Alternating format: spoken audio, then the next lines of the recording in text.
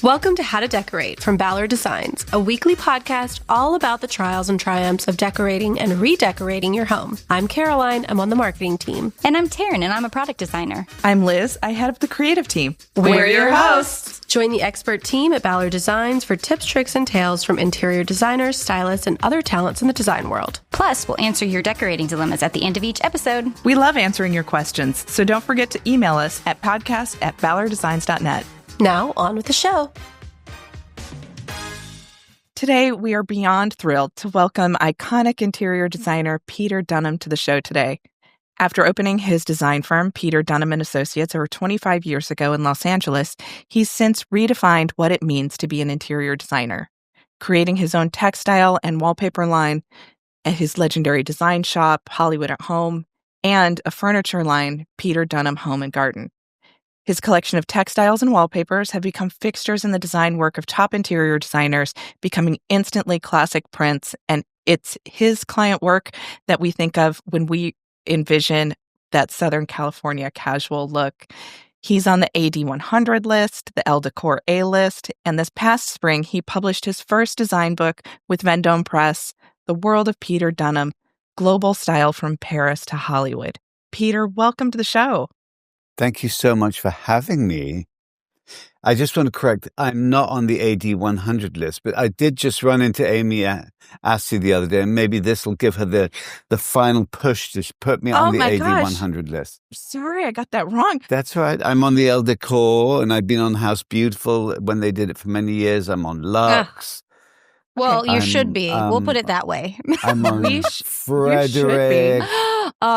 Frederick too. You've got some good ones.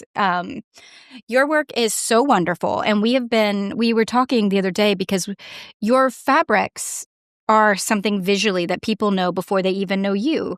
As a designer, it's one of those that we grew up with them around us and didn't know until you seeked out who. And it's one of those beautiful things when you finally connected, this wonderful person and where they came from is all part of this beautiful vision. So we definitely want to start with your history because I always love how that builds the human and the story of your life. So please start with where you started. Well, I have to tell you one thing relating back to what you're saying about how people know you for print. Somebody was telling me years ago how to establish, like, if you want to be branded in a department store or something. It's very difficult to walk into Bloomingdale's and notice a white sheet and put it to Calvin Klein or to Donna Karan, whoever else. But if you walk into a department store and you see fig leaf, there are people who will connect that fig leaf because it's been in my line for 25 years, or one of my pages or something said, "Oh, that looks like Peter Dunham." It's very difficult to do with a plane. But textile prints does very much identify you in the public eye. So you're right about that. What an honor, right? That you are a pattern all at the same time. Okay. Now you can that was beautiful. I'm so glad you said that. But yes, let's hear about where you grew up. So briefly, it's a slightly complicated upbringing, mixed story, but my father was half French, half American. He grew up in France. My grandfather was a World War I doughboy who was from a small farm outside Cleveland and actually spoke French for some crazy reason and went to France. He was the quartermaster of his regiment posted in Burgundy, and he went into Dijon to do the shopping, and he, of course, fell in love with a French woman. I think at the time they were very careful to keep the American troops out of any contact with French women or any women so they wouldn't get into trouble. My grandfather took the first boat back after being decommissioned and went back, and they eloped. And it was funny that I was at a therapist's office who said, wait, what is this story you're telling me? I said, what do you mean? I said, my grandfather went, and he was like, but you don't understand the romance of it. We're talking about 1919. This was probably a 23-year-old farm boy from a farm. I am from a farm in the Midwest. You cannot conceive what it means now, let alone then, of turning around and being this romantic gesture and just eloping with your French girlfriend, Amazing. And going to set yourself up in business in Paris with her and then end up in the States during World War II. So my father was very much a Frenchman till they left France at the beginning of World War II, and he went to UVA. He had a scholarship to Harvard as well, but he was very studious, my father. But they gave him a full freight scholarship, which he needed because there were displaced people at the time. They'd left everything behind. And he fought the war, got drafted, fought the war, then went to Columbia, the first GI Bill class after World War II, made a lot of his American friends and contacts whose kids I'm friends with now and everything else. And he went back to France. He fell in love and met my mother, who was a beautiful English rose. I think she was 19 or 20 years old, on the plane going from, I'm going to say it was Heathrow, but I don't even know if it was called Heathrow then, to Paris. He saw her in the crowd and went to sit next to her and kind of mentored her year off in France. And she had ended up going to work with a friend of his for her year off and to learn French. So at the end of the year, she said, well, my visa's up. I've got to go back to England. I said, no, you can't go back. Let's get married. So that's how it all happened. And I was brought up in Paris and the outskirts of Paris between the age of 0 and 8. And then I went to boarding school in England when I was 8, which felt very brutal to my father, who was clearly not from the boarding school types, living in France and America. But my mother said, I think, to paraphrase her, this child is intolerable. I would have probably been diagnosed with serious ADHD. And he's got to go for the outdoors and not be cooped up in an apartment in Paris. So I was sent off to school in England. So I have a very strong grounding in France. Mm-hmm. I have a very strong grounding in England that started from the age of 8. I don't think I even spoke English when I was sent to boarding school. My father was horrified. Came to check up on me 3 weeks later. And then I had this nauseating, plummy English accent that was completely taken on by the 3 weeks later. And I was there through 10 years of boarding school. Then I went to university at Oxford. Then I went to American University in Paris. And then age 23, I went to New York because I'd always wanted to New York. I missed the part that we went to New York the first time when I was 15, kind of the Easter holiday. And I remember so distinctly spewing out of the Midtown Tunnel. And there were those kind of funnels of steam coming out on the road. I think it's still there, actually. I saw it the other day. Still steaming. And all the buildings with these awnings. We don't have all those awnings in Europe. And doormen with these great uniforms and just this activity and yellow taxi cabs. I was like, okay, I'm home. So that was when I was 15. And then I wanted to come back desperately. So during my gap year, because we have to take a gap year when you go to Oxford, I decided I'd go to New York, and I was supposed to stay a couple of months, and I think I stayed 7. Wow. Rented a teeny weeny little apartment on Perry Street in the Village. And worked at Bergdorf Goodman. I was selling Penhaligon perfumes. So it sounded like a good fit. And I started making friends in New York, weirdly enough. Why not? And then went back to Europe to do my university. And the minute I could come back, after it was done, I wanted to go back to New York. It's where I felt most at home. I think it's the greatest place for integration of gypsies who don't even have to explain themselves and what their history is, because everyone is sort of so weird background, or there's a lot of it. So that's why I felt most at home. I still find it is the place. I hope nobody gets their nose out of joint at it, but I still find it has the most intelligent, most creative, most dynamic, most forward-thinking, creative, and business and medical and all the different fields of anywhere in the world, I have to say. I mean, I know there are brilliant people all over the world, but the way it's all jammed together in New York is breathtaking. So luckily, years later after I'd done, we've opened a year ago a showroom. I lived in New York for 15 years. I'd been very discouraged from by very well-known designers in Europe. Don't go into decorating. It's just a really hard way to make a living. It's very, very challenging. And to give them their due, there were all three of them who told me this were very creative people, very right side of the brain people. And I think designers need a lot of left side of the brain as well. You need to have the power to empathize with the client, to add up to 10, to know what a percentage is, what a markup is, what a contract is, what laws are like, what to operate a business. And I think very creative people find it quite challenging. And I think people who have a very strong creative vision find it difficult when one or both of a couple, let's say no. They want to go in a different direction. No, that's too much or too little, and it can feel very unvalidating to a creative person. With somebody who's just like, got to run my business and pay my 401k and the health insurance for the team can be a little bit more tough-nosed about these setbacks. So instead, my father said, why don't you go into real estate? You love buildings and you speak a lot of languages and it seems like a good thing to do in New York. I was like, real estate? What does that mean?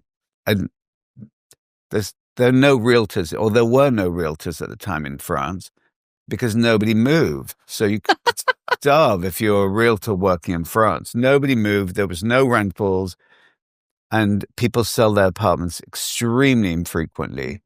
So now things have shaken up and changed. And now there are Netflix shows about hot French real estate agent families, but it wasn't the case then. So I moved to New York and I started doing a little research. I didn't move. I went during an Easter vacation, trying to figure out where I could land. And I landed an internship through a friend at a company called Douglas Elliman, which is still around, which is now national.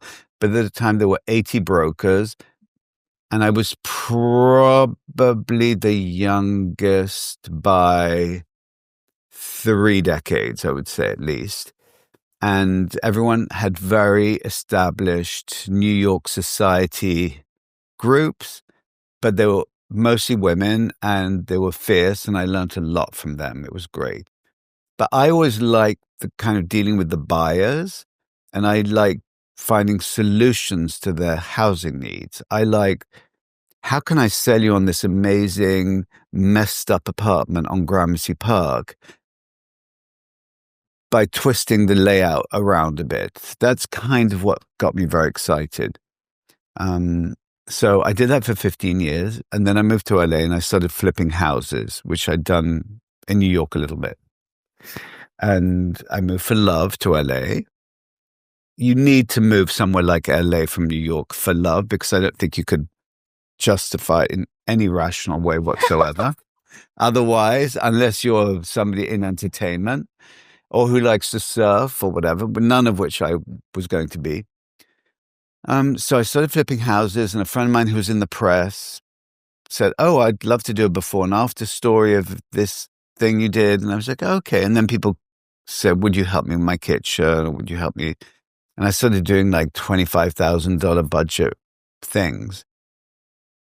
The thing that took my breath away when I realized one of my first $25,000 living room, dining room combinations, don't laugh, was this emotion that I felt for the first time in my life. And I said, oh my God, this is what they call creative satisfaction. I'd never felt it before. I thought, oh, I did a good job, or I had some nice commission money, or whatever, but it was not in the field of what I was doing from my 9 to 5. And for the first time, I was like, oh, I kept on going back to this little project. It's still there. It looks identical, almost 30 years later. That's impressive right there. So that's how it started. And then somebody called Marion McAvoy, who was an absolutely legendary editor-in-chief. She founded Elle Decor in America.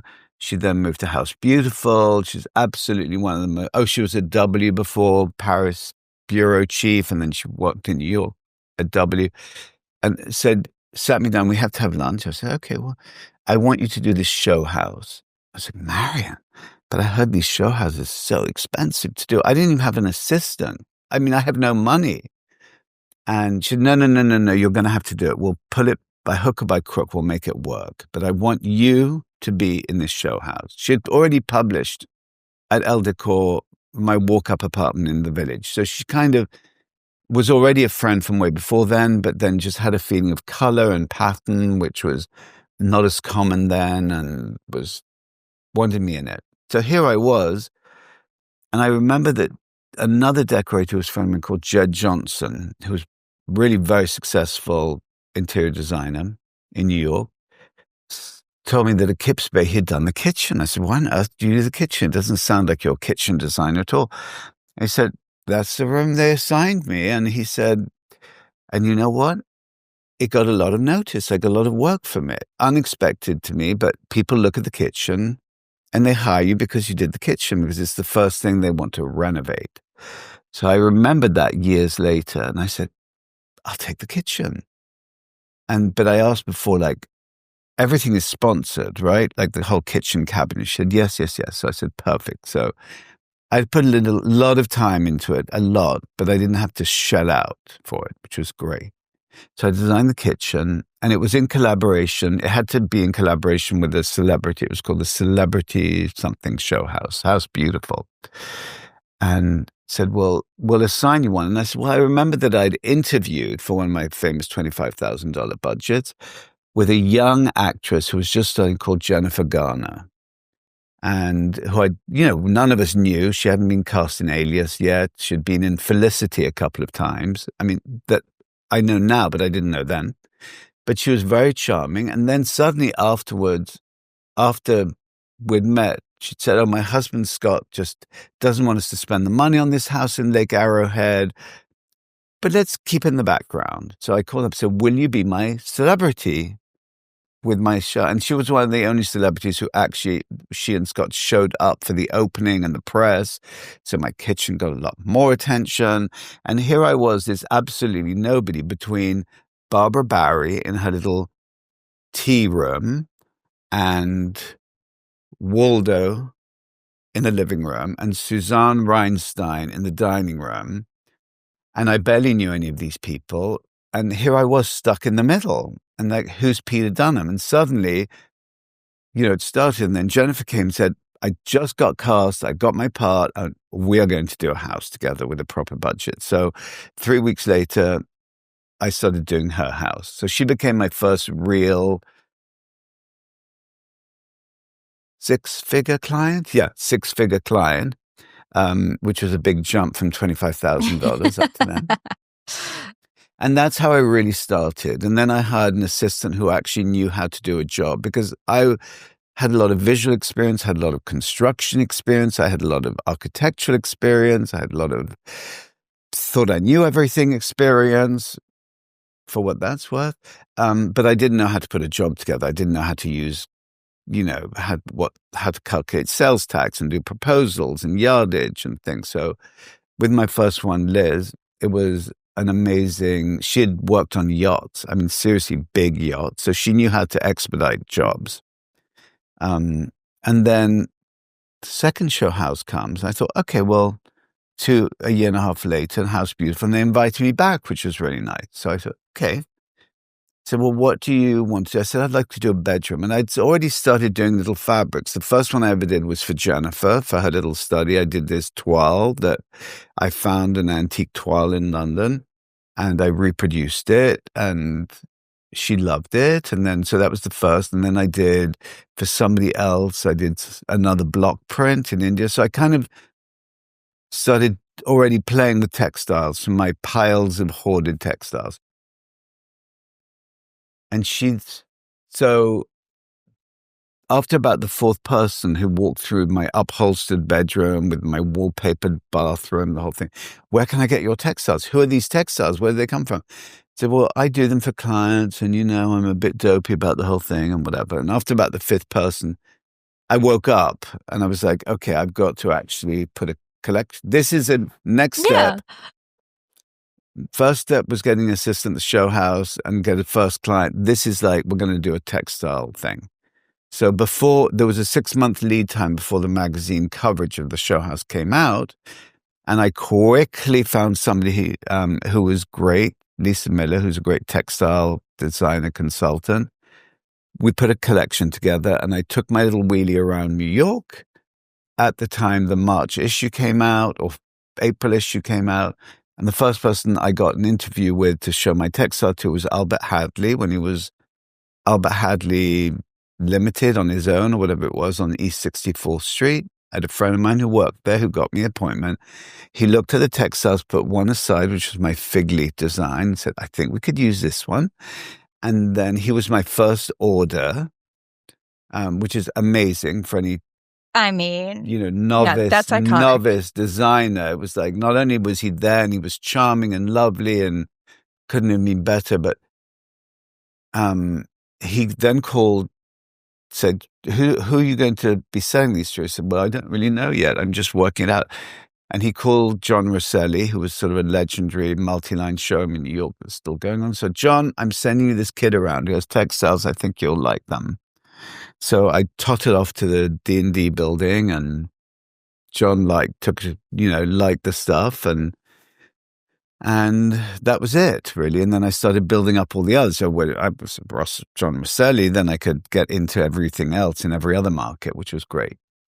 So it's I have to admit to a tremendous amount of serendipity in my life.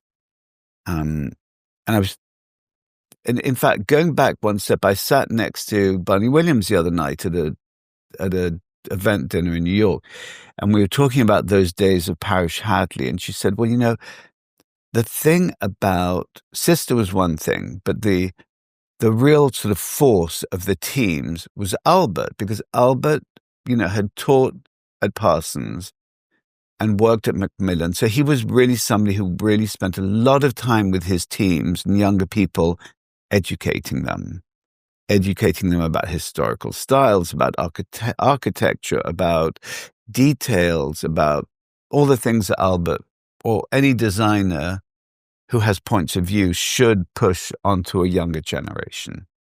And she couldn't go on about it enough that, the fact that he was kind of the reason why all these companies now at the top of their game in New York, David Kleinberg, Brian McCarthy, there was Jed Johnson, there's obviously Bunny Williams, there's several others who were all because of the tutelage of Albert Hadley. So he was a very significant person in the field still today, very much. Like 3 generations down, they're still benefiting from that tutelage.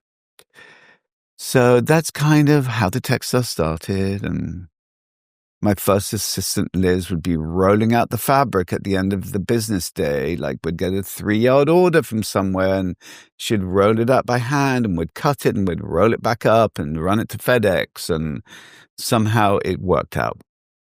And things started rolling, and then more people needed to come and handle it. And we were 800 square feet kind of guest house barn in the back of my house. And suddenly we were like 8 people. And I was like, the noise and the distraction and the FedEx things and the delivery. So you guys have got to go somewhere else. I can't get anything done. So they found a little sort of this little second floor office in a little compound on Almont, a little street in West Hollywood, that already had Nathan Turner in it, had Catherine Ireland, it had Joe Lucas's studio, it had Claremont Textiles, but like all just attached in the same thing. I said, no, let's redo it. Let's get rid of the cars, put a tree, put some gravel, some gates. Let's call it Almont Yard.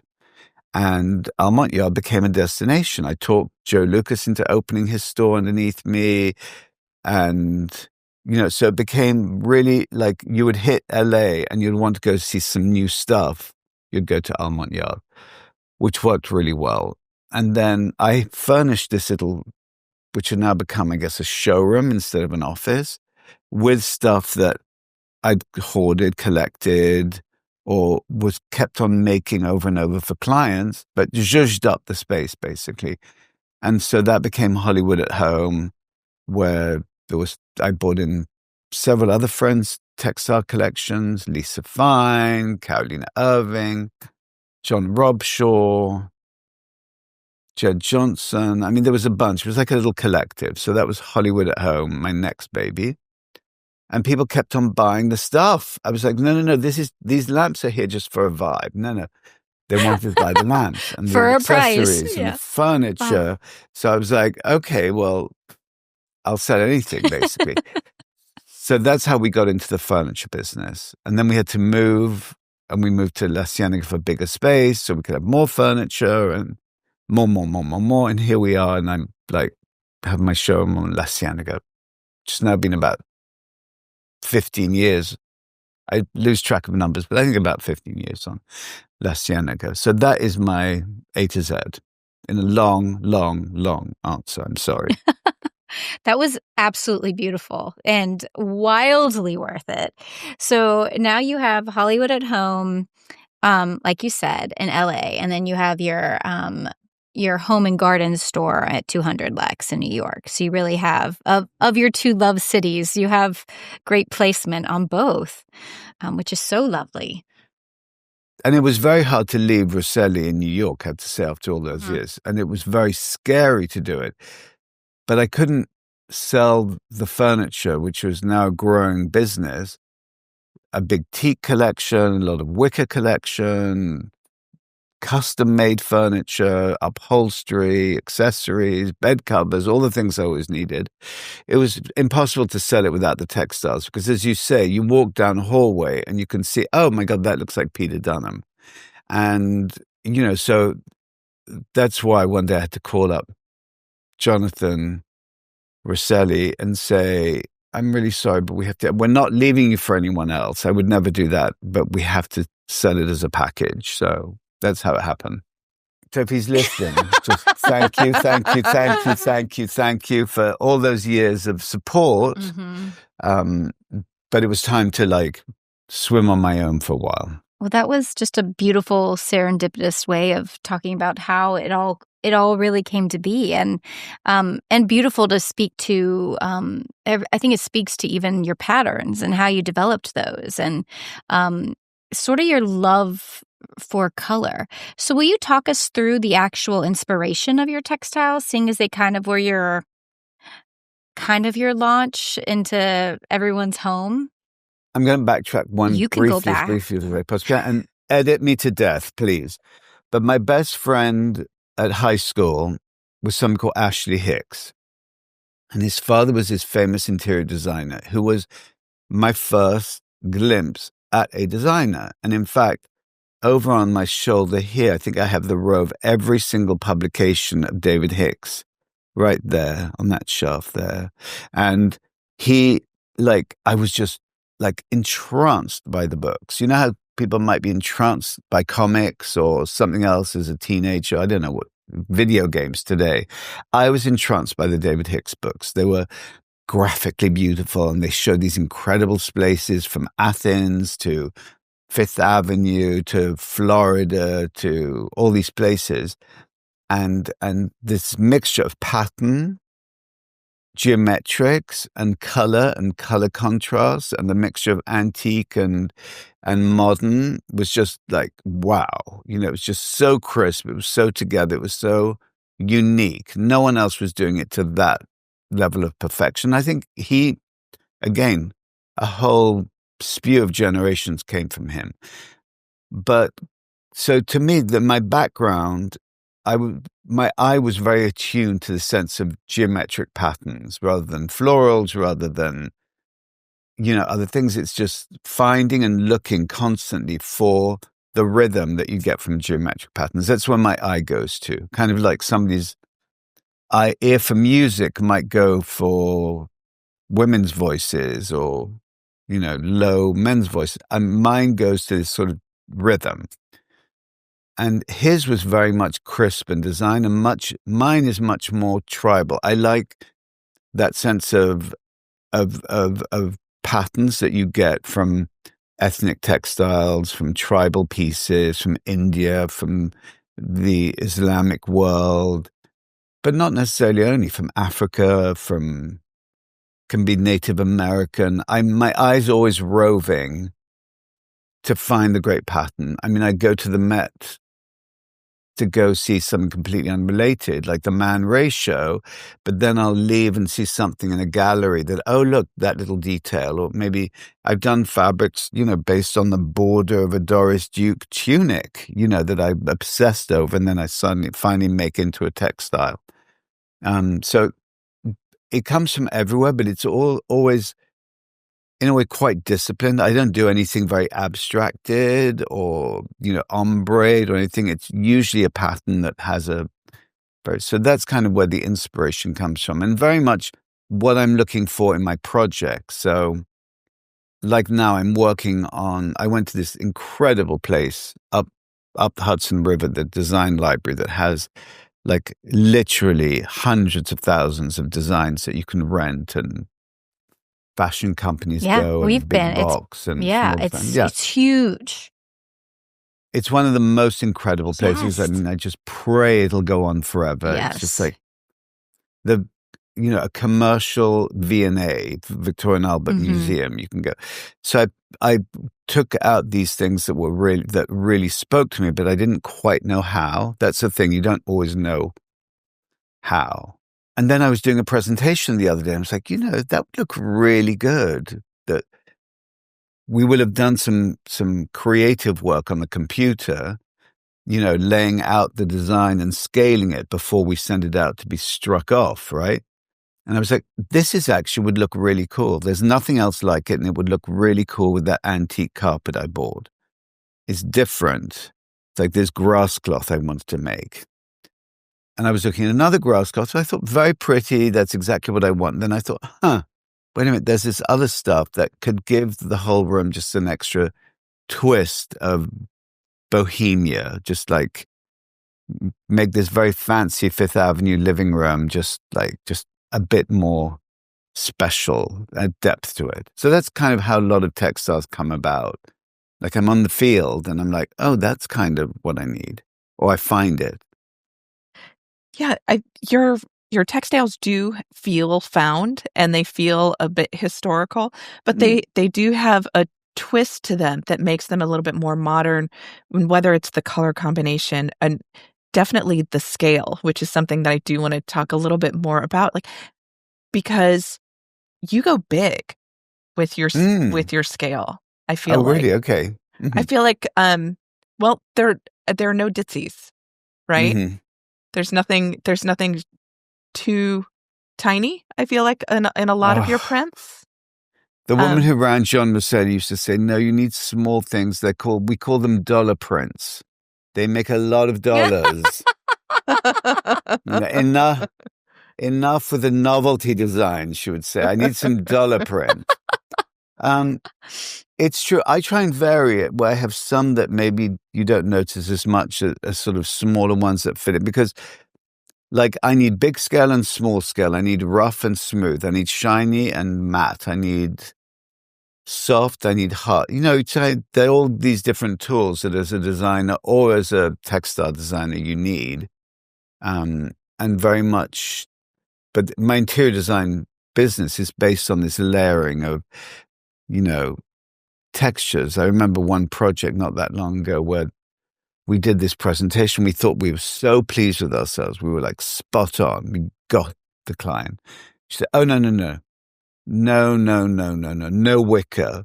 And I looked kind of slightly horrified. We all looked at each other. I'm kind of known for wicker and rush and caning and whatever. I like things that have a very handmade feel to them, crafted. And I looked a bit nervously at my team. And then we oh, no sisal. It's like, okay. So we went through sisal and wicker and rush. And I thought, well, I have no tools left.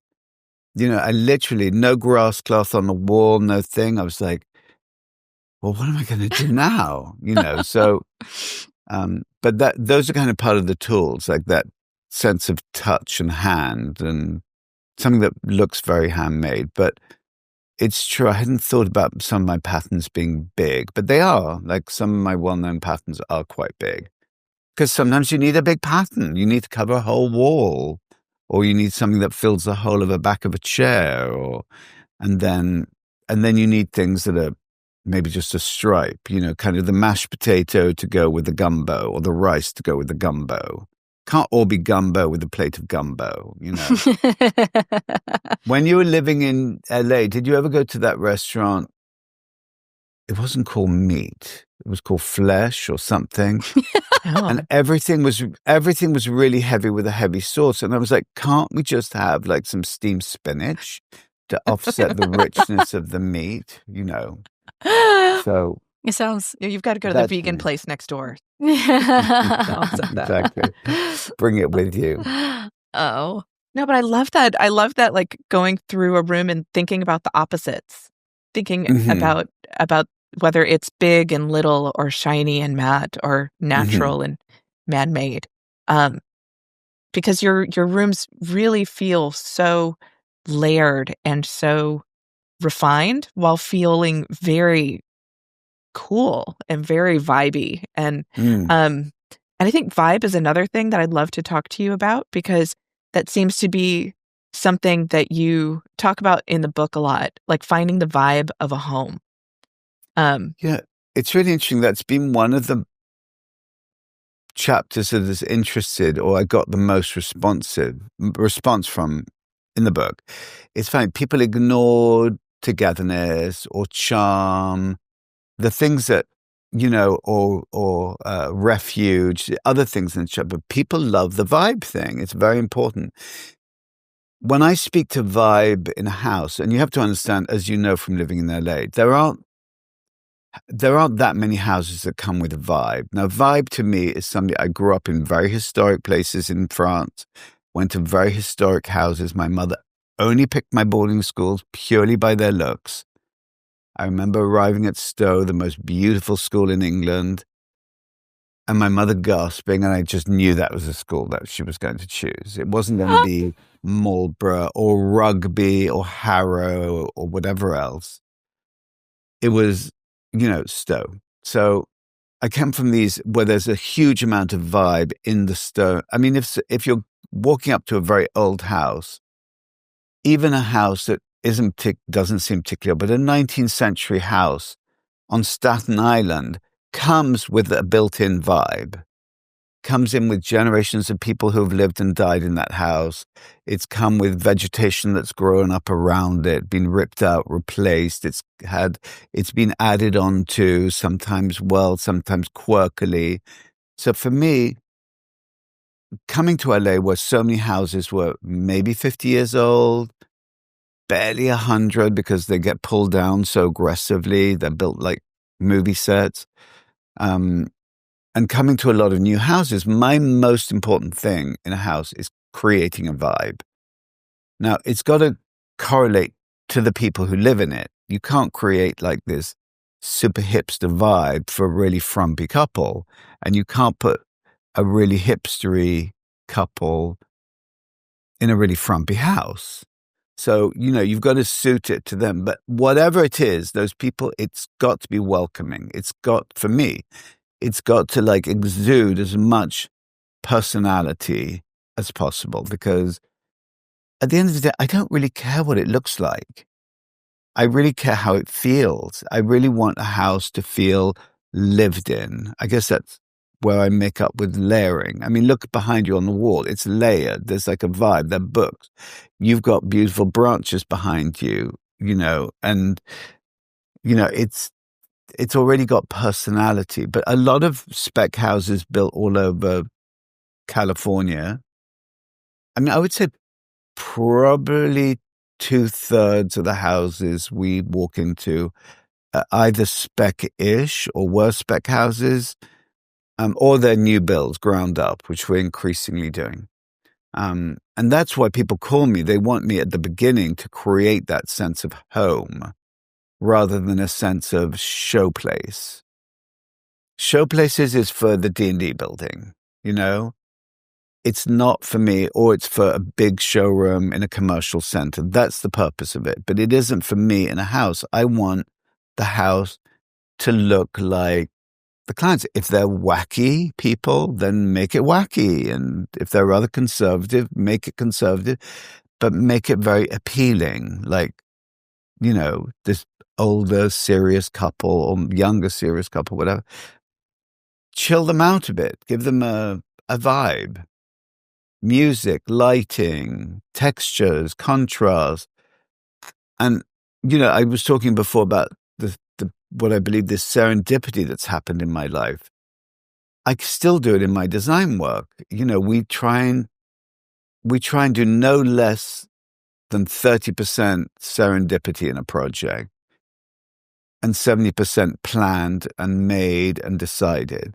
People really hate the process because people like to know ahead of time everything in their place. And I'm like, we don't need to decide right now. We have 6 months before this house is finished.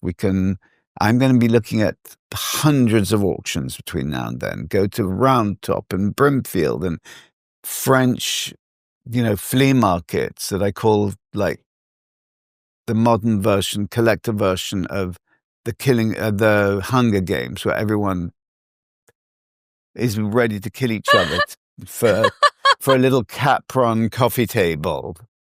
But there's this sense of like, it's got to be at least 30% found. I will never go below 20, that's for sure. You've got to have art, you've got to have some books, you've got to have some carpets that have seen some life or some, in a modern house, I'm generally not going to put a Georgian piece of furniture in or really old antique carpets, but I want maybe tribal masks in there. Maybe I want, art that was, even if it's made now, art that feels it has life. Somebody made it. You can't find it anywhere else. That's where vibe comes from, if that makes sense. Oh, it totally makes sense. Yeah. Right. I mean, one of the chapters I didn't do, which I would have loved to have done, but you could only do 300 pages, even for me, was one on flattering the people. Like, if somebody has fantastic, beautiful, red hair, like, decorate around them. If they have magical blue, green, gold eyes, use that all over the room. I mean, that is, as I call it, your headboard color. Like, if you have incredible blue eyes, I'm going to try and make your entire bedroom as close to being covered in silk velvet, the color of your eyes, because that is going to come hither. And which is, to me, is the goal. Everyone wants to be attractive and have a healthy sex life at the end of the day in my houses, if they can. But if they have very dark features or very dark eyes, then I'll start picking up black accents around the room. So you continually reconnect the person to their strongest feature. So, as I put in one project, I did one interview, I said, well, what's the finishing touch? And I said, art, of course. If somebody's got a Picasso over the fireplace, you're really going to notice that the homeowner has a dreadful toupee on? No, you're going to look at the Picasso on the wall and think, wow, he's someone. So I think if I do another book, I'll talk about making more of the people, not just of the house themselves. That's beautiful. I love that. So, well, I think that connection to home, and that's something we're all looking for. Like, that is truly what you can look at images all day that aren't your work and be inspired, but at some point you have to look inside and truthfully who you are, and to your point, what makes you feel beautiful and comfortable and safe. But don't you think that's quite hard to do? I mean, I don't always know about myself, and God knows I've been to plenty of therapy in my life. But, I don't always know, like, oh, that's really what I am, or what I seem to other people, or what, I'm confused about myself a lot of the time. And I think people have a very hard time envisaging what they're going to do to a house to make it seem like them, particularly in 6 months, 1, 2, 3, I mean, Sister Parish went buying those frigging quilts for like 9 decades for her house in Maine to create, her vibe there, her iconic thing. Yeah. That's the other part too, is I think generationally it isn't done in one day. And leaving space for that serendipity is not it's something that people need to learn how to do, truly, to give things time, you know. And I think habits have changed. I was listening to this really good podcast, because I'm a big podcast listener too. And he was talking about the antique trade, and thing is, ultimately, people are just not interested anymore in going out to collect and shop and time. Their life has been replaced by a lot of other things. If you have kids, now there's this huge pressure. I mean, my parents did not take me to soccer games at the weekend or ballet or whatever parents have to do all the time as a full-time parent, is constantly be chauffeuring their kids around to these events so they can get into the next school or the next level and the next thing. So there's less and less time, right? So people spend more and more time online, and it's really hard to collect beautiful objects. I mean, how many houses do you go to where you think, wow, this person's really gone around, found really pretty things at all these flea markets or auctions or antique shows?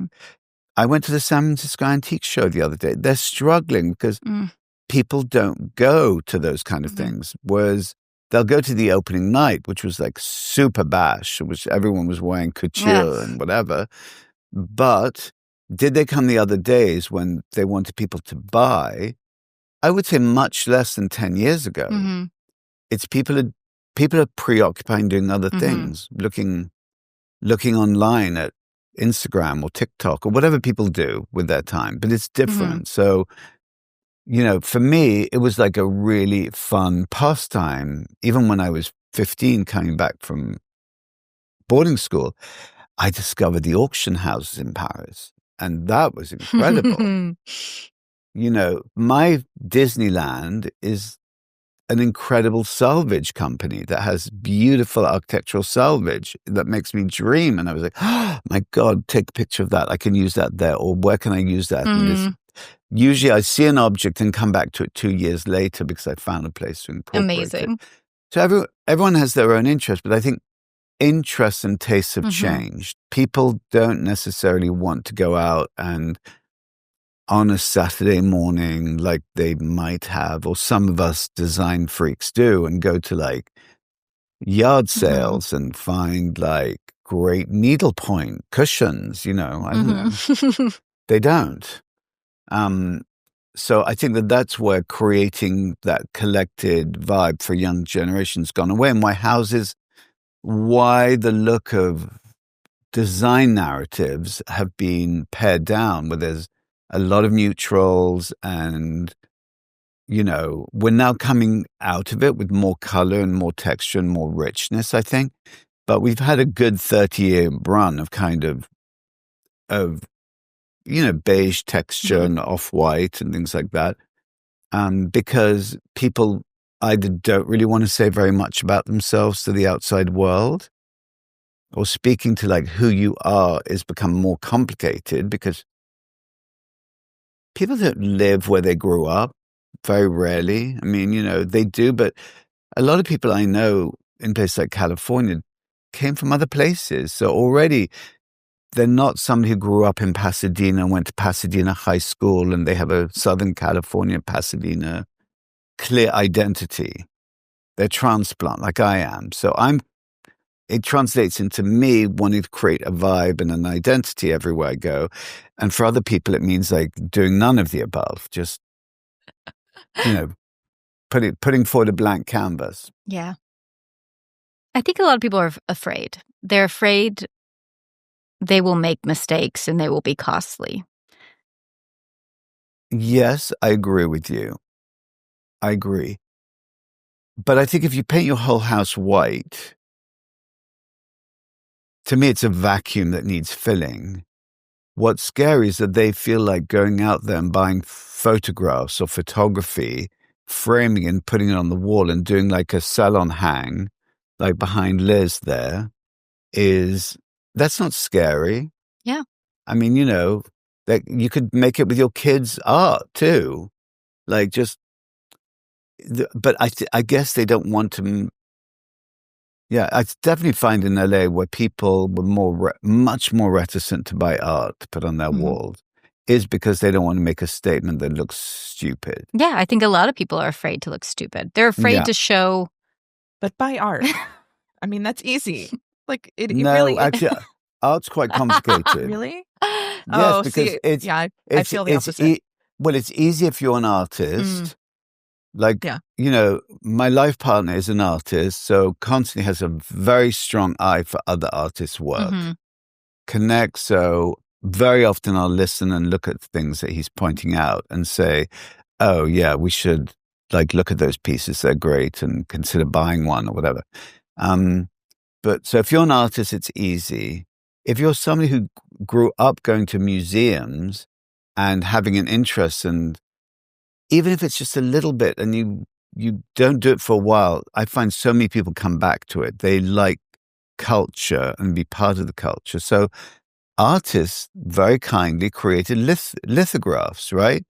So you could buy Picasso for the equivalent of $1,000. You can still go collect a lot of art. You can go and get Ellsworth Kelly beautiful lithographs that translate really well for $5,000 whereas the original artworks are $500,000.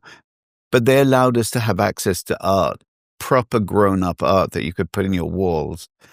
But people find it very complicated because they might not go to museums because they're busy at school. I had a client the other day who admitted he had never been to the Getty Museum, who lived within half a mile of the Getty Museum. I said, you've never even taken your kids on the tramway? I mean, how could you not even take the kids on the tramway? Well, they went with school or whatever.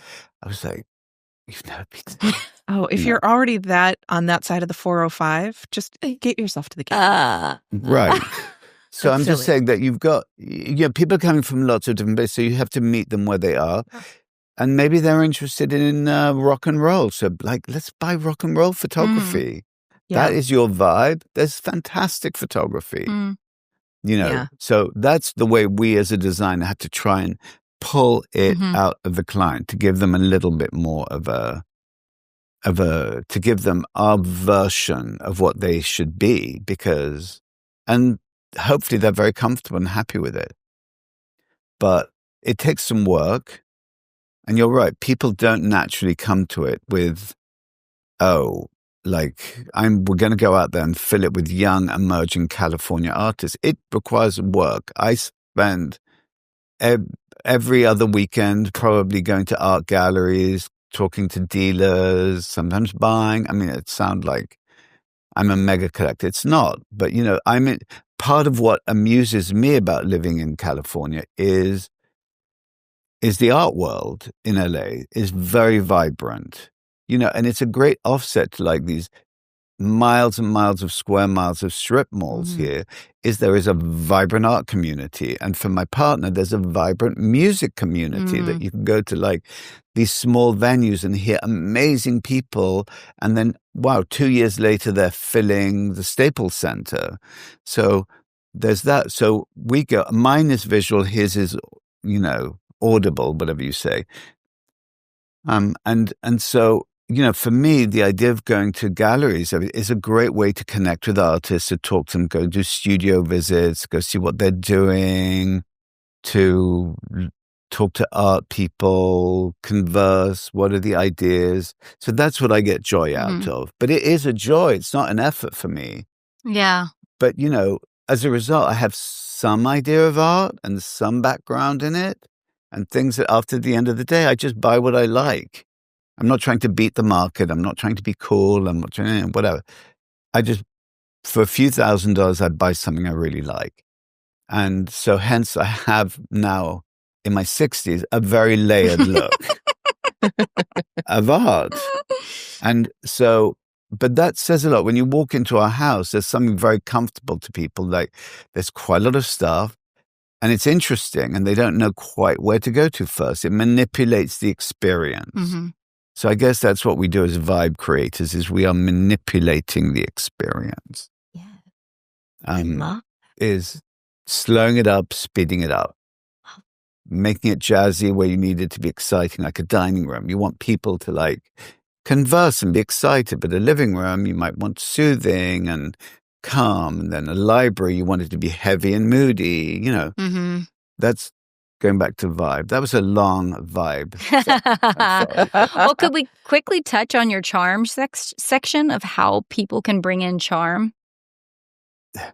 Well, they're very similar to Mm-hmm. each other, vibe and charm. I think that a vibe in a house can be very charming, or it can be very impressive, or it can be very loud, or whatever thing. But charm is a different thing altogether, where you're really creating a very emotional connection. It's almost like one-to-one, and the other one is it's there for everyone. Mm-hmm. Like a vibe of a house is there for everyone, the people who live there and the people who come. Charm is really like, wow, I walked into that house and it really struck me. That was so charming.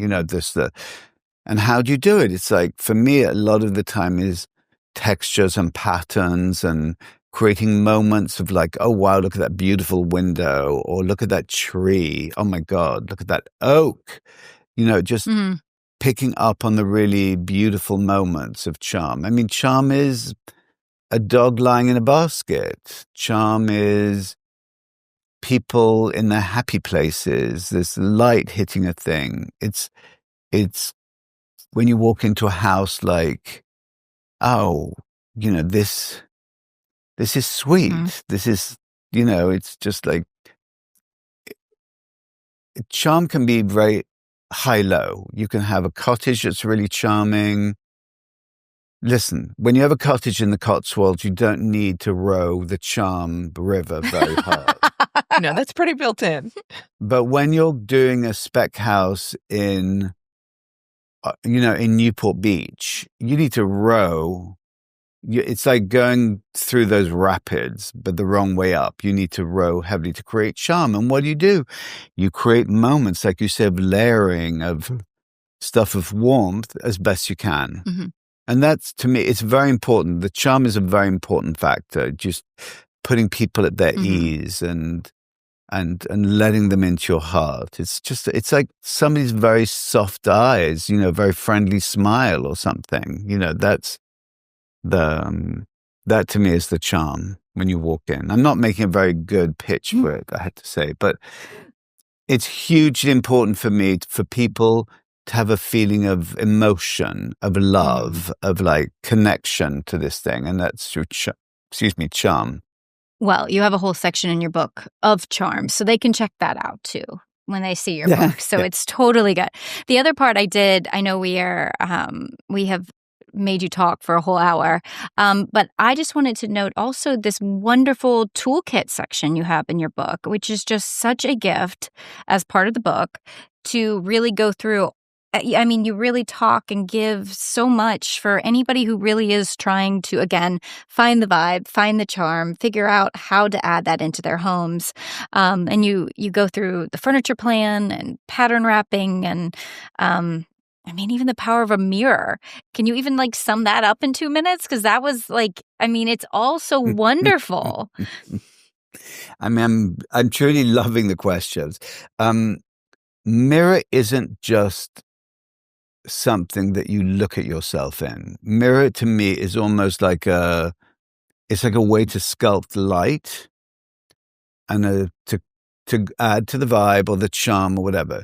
If you're adding to the charm, you're using messed up mirror to create it. If you're using, for example, in New York, I often do this with you, where that I mirror around the windows. You don't notice it. You literally, most of the time, don't notice the fact.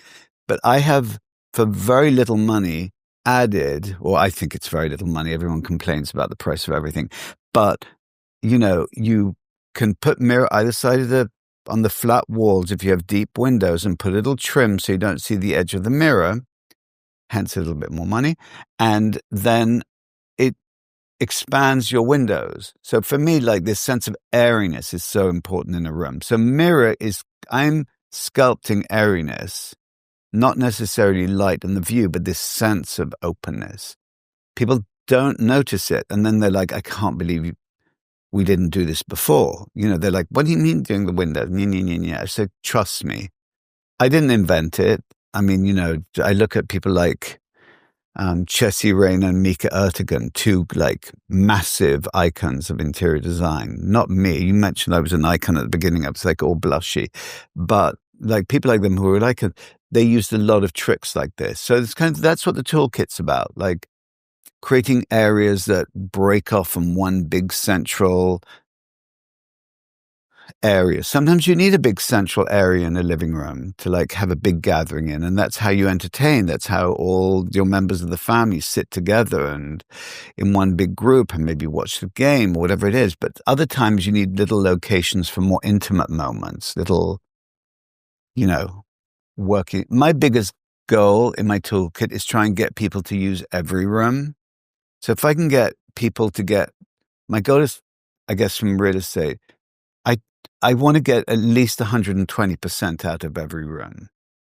So if it means I need to put a Peloton in your living room, I'm going to put a Peloton in your living room. I might want to powder coat it a color, or, if you really want to play the piano, but like this big black piano, like let's lacquer the piano. Let's stain an antique piano a color that's prettier than just black or brown. But that's what the toolkit is for, kind of the solutions to, I guess, modern living and using the space that you're given. Because again, going back to the spec houses that most people, I guess, buy in to at some point, even if they've been pre-owned, or I have to walk up to, is like, I need a very strong toolkit. If you walk into a lovely Rosario Candela apartment on Park Avenue in the 70s, you don't need much of a toolkit. Rosario Candela really fixed the space for you. There is a great sofa wall. There's a great chaise wall. There's a great little desk area. It's already built in. But in these rooms with all openings and all huge windows, and there's no wall separation, nothing to put anything on or to put a sofa against, you need a toolkit. And it starts with fixing the architecture too. That's a big chapter in my book. I think that when one can, even if one does it in a very temporary way, like by using a big rug as a tapestry on a wall and blocking up a window or a door, particularly when it's not giving you a great view through that. I'm a big one on that one. You can very inexpensively, I had a project where there were just a fireplace with two windows that just had really buzzkill views. So instead of going to the length of like drywalling and I just knew it was good, I basically put some kind of white fabric behind and put bookcases in front of both of them. You don't notice that it blocked up windows. Or I'll use a 4-poster bed with a hanging and shove it in front of a window that I don't like. So fixing the architecture doesn't mean you need to call up and have a long-term relationship with a contractor who you end up hating. You can do some of that yourself where you manipulate the space. So that's kind of the toolkit. The toolkit, I think, is very important for me because those are all the personal little tricks and trades. So going back to mirror, you can create all these different effects with mirror that isn't really looking at a glitzy mirrored room or mirrored wall per se. You can incorporate it into the architecture. That's beautiful. Okay, I had one more question, but Liz, I feel like I've asked. No, go for it. The green sofa. Why has the green sofa followed you your whole life? You even highlight it by like you say it in the book, and I was like, the green sofa. Where did it start, and why does it follow you? It's really weird, but I tried ChatGPT the other day with one of my young associates, and they said, like, make a Peter Dunham living room. And I said, great. And it analyzed it, said, yeah, try green sofa. So I said, green sofa? What? Anyway, because obviously it shows up. Okay, green to me is a neutral. Like I'm looking out of my two windows here. I've got a giant orange tree with vivid green leaves. And over there I have hedges and trees. It's green, green, green. We live surrounded. So to human eyes, green and blue are neutrals. In fact, much more so than beige. Now, beige is a neutral. If you live in the desert, it's all over the place. And I think it looks beautiful. And there are thousands of shades of beige. I have a whole editor's letter that Margaret Russell did after a conversation with, yet again, Albert Hadley, where he said to her, it's not beige, darling. It's sandstone. It's ivory. It's, he went through all the different descriptions you could describe off-white with. And he was right. There's all these subtleties that it alludes to. But green, to me, is ubiquitous. So as a color that you can use almost anywhere is that. And I'm always desperately trying to connect the view to the indoors. That's one of my big goals always, is try and make, like, whatever we do is never going to come anywhere near what Mother Nature does. Mother Nature is a way better designer, way better colorist, way better everything than human beings are, right? That's my belief. So if I'm going to connect to the outdoors, where I have a lot of green views often, I like to put a green sofa. It's very welcoming. It connects you to the outside. People look good in a green sofa. Everyone's outfits on a green sofa look good. I was noticing the other day, I was in the South and people had a lot of patterned dresses. And I was like, you kind of got to be a little careful about how much pattern you put on things if people are going to wear a lot of patterned clothes. So I was thinking about that. So the green sofa is big for me. Thank you.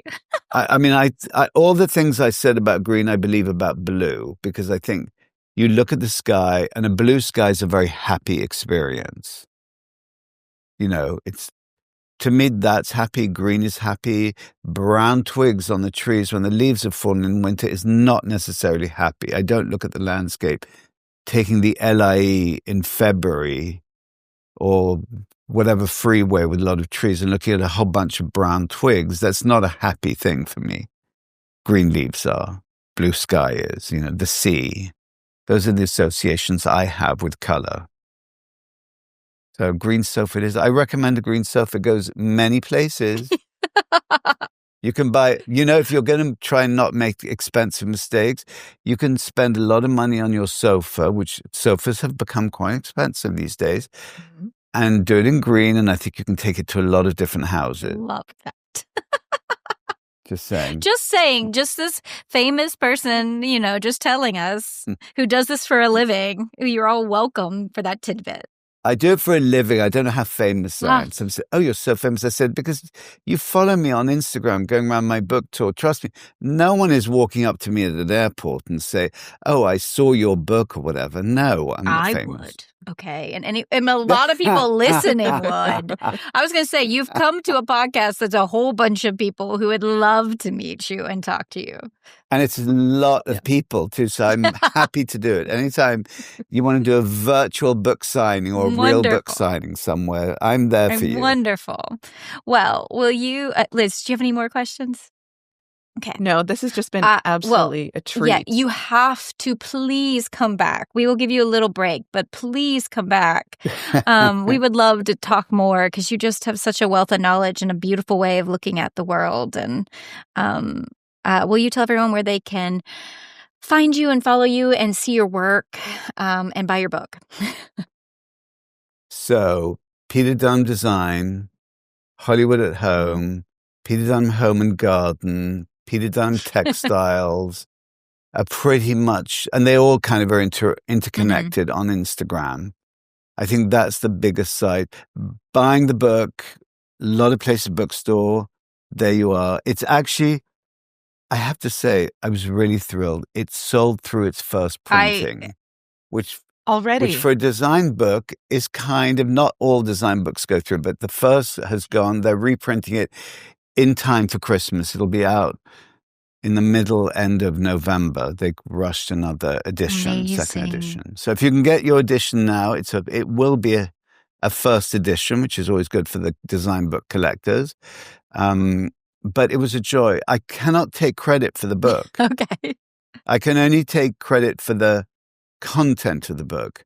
Vendôme, who was our publisher, and Stephen Drucker, who was another legend in the world of shelter magazines, was very much for me doing a book and forced me to do a book when I didn't want to do a book and I didn't believe I had the content to do a book. And they have a book designer, Celia Fuller, who they assigned to me, who somehow got the graphics of my design and was really excited about, and the pictures, and put them together over and over again. And every time she would show us a chapter, I was like, oh my God, it actually looks really good. I mean, I literally had no idea of how it was going to turn out, and then how she was going to package it. And it's very hard to do a book, as I was told by them, that is not a book that's a portfolio book or book just of kitchens, or to do coastal and mountain and desert and city, or whatever themes you want to do that way. It's really a book that's kind of quite jumbly, and it's very hard to do, but it pulled through because the publisher was ready to do very expensive things like the cover with the textile and the embossed, and you can show people the edging of the pages, which is another one of my design patterns, collages on the edges, so that all these things that they came up with, which was added money, but the book publisher was willing to do it because that's how they want to push the envelope of their book. So I serendipitously lucked out to have an editor who really wanted me to do it, a book designer who was fantastic, who related. And, we just went out there and shot the projects, and we had a lot of guidance from Stephen Drucker. It was like a masterclass in seeing somebody who really knew what they're doing and how to edit a book to keep it interesting. Yeah. And how to cut it down. This book is so fantastic because I really feel it encapsulates your viewpoints on design. Yeah. It's less of a how-to and really just more about your views on design. And it's just so wonderful. Yeah. Well, thank you so much. I'll come back anytime. Oh, okay, great. Because Caroline is so sad that she's not here. Yes. Oh. Yeah. We have a third one. Well, we can do this all over again. We can do this all over again. Oh, well, thank you so much for your time today. We love talking to you. Thank you. Have a wonderful weekend. And that's our show. You can find all of the show notes on our blog, howtodecorate.com/podcast. To send in a decorating dilemma, email your questions to podcast@ballarddesigns.net so we can help you with your space. And of course, be sure to follow us on social media at Ballard Designs. Don't forget to subscribe wherever you get your podcasts so you never miss an episode. And please leave us a review. We'd love to hear your feedback. Until next time, happy decorating.